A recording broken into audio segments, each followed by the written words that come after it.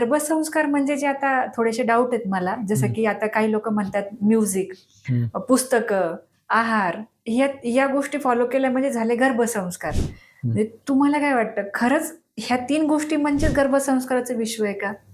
याचं पण सध्या चित्र बघायला गेलं तर खूप साऱ्या पॅरेंट्सला त्याचं वाटायचं रिझन आहे.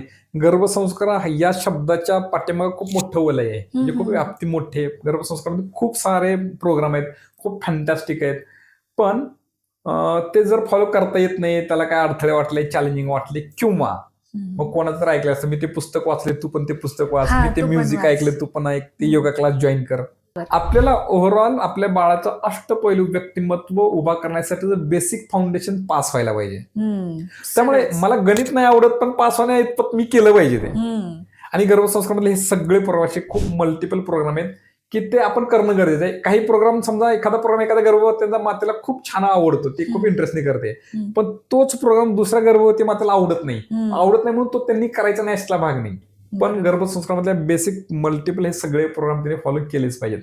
फक्त म्युझिक, फक्त पुस्तक वाचणं किंवा संगीत ऐकणं, योगा करणं म्हणजे गर्भसंस्कार नाही. तो छोटासा पार्ट आहे, कॉर्नर आहे. कम्प्लीट गर्भसंस्कार नाही होऊ शकत. संपूर्ण व्हिडिओ बघण्यासाठी द सारिका शो या YouTube चॅनलला आत्ताच भेट द्या.